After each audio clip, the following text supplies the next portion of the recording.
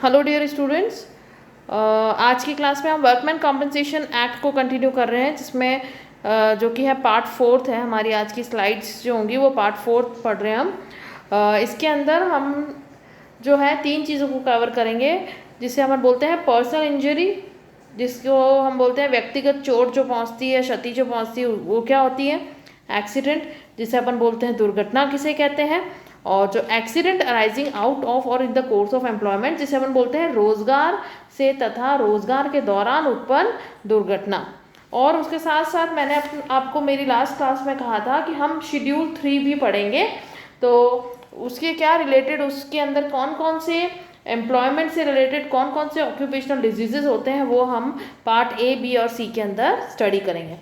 तो अब personal injury जो है, पर्सनल इंजरी किसे कहते हैं? कोई भी शारीरिक या मानसिक घटना जिससे श्रमिक की उन कार्यों को करने की क्षमता में आंशिक या पूर्णतः अगर कमी हो जाती है जिन्हें वह दुर्घटना के समय कर सकता था, तो हम उसे बोलते हैं व्यक्तिगत चोट या पर्सनल इंजरी। अब नेक्स्ट आता है एक्सीडेंट। एक्सीडेंट किसे कहते हैं? मतलब दुर्घटना। कोई भी अप्रत्याशित या अनायास घटित, अगर अचानक कोई चीज़ हो जाती है जिस पर सेवायोजक या श्रमिक का कोई नियंत्रण नहीं होता है और जिससे श्रमिक को चोट या क्षति पहुंचती है, और दुर्घटना, उसे हम क्या कहते हैं? दुर्घटना कहते हैं।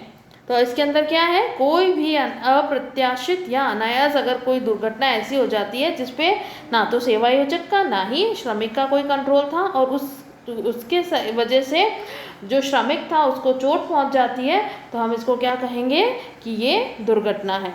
अब आपकी जो मैं नोट्स प्रोवाइड करूंगी बुक में से, उसमें कुछ एग्जाम्पल्स दे रखे हैं।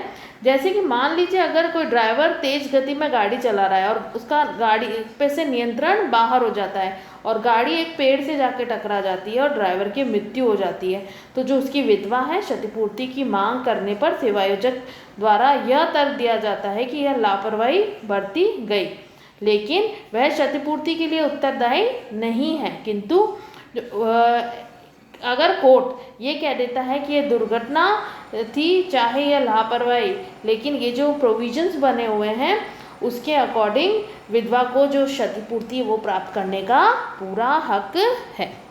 अब आते हैं हम इसके अंदर एक्सीडेंट अराइजिंग आउट और इन द कोर्स ऑफ एम्प्लॉयमेंट, रोजगार से या रोजगार के दौरान उत्पन्न दुर्घटना।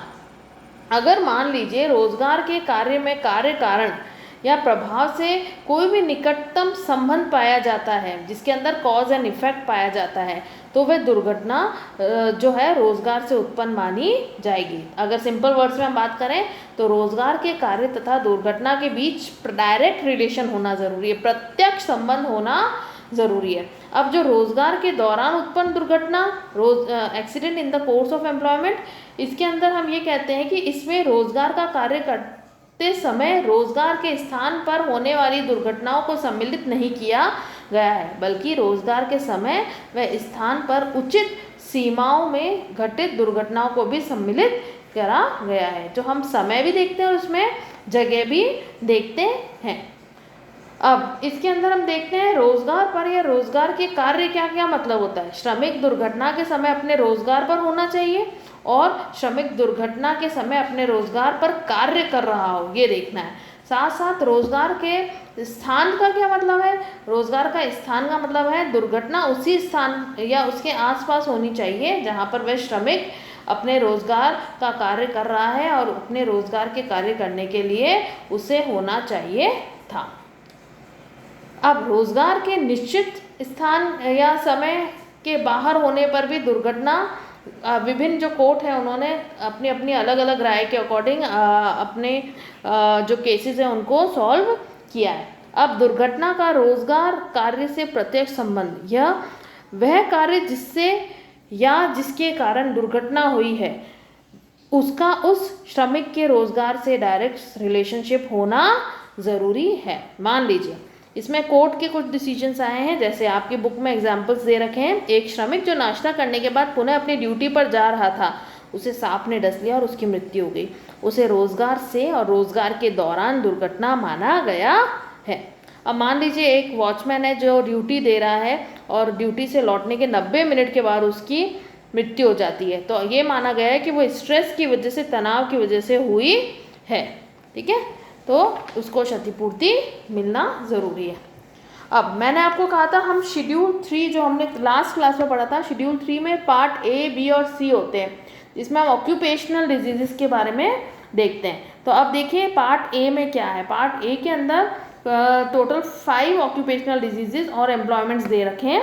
तो आप एक साइड में ऑक्यूपेशनल डिजीज़ है और एक साइड में एम्प्लॉयमेंट्स हैं। तो कुछ को हम देख लेते हैं, जैसे मान लीजिए डिजीज़ कॉज्ड बाय लेड और its toxic components, all work related explosion to a risk concern. अब पार्ट बी के अंदर भी डिजीज़ हैं, डिजीज़ के नाम दे रखे हैं, केमिकल्स हैं ये, या उनके केमिकल के रिएक्शन से अगर कोई एक्सप्लोजर हो जाता है तो वो जगह सारी इसके अंदर लिखी हुई है। ये आपको ऐसे इसको स्टडी करना है, देखना है, ये सिर्फ आपके एक्सप्लेन करने के लिए। ठीक है, उसके साथ साथ पार्ट ए, बी और पार्ट सी भी है। सी के अंदर भी आपको डिजीज़ दे रखे हैं, ऑक्यूपेशनल डिजीज़, और उसके अगेंस्ट आपको जो एम्प्लॉयमेंट है वो दे रखा है।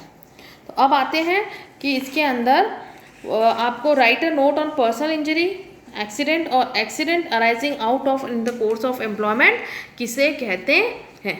अब हमारी जो नेक्स्ट क्लास होगी वो होगी compensation and payment of compensation, जिसमें हम कुछ फॉर्मूलाज पढ़ेंगे जो कि हमें ये बताएंगे कि जब हम क्षतिपूर्ति निकालते हैं तो हम वो कैसे निकालते हैं।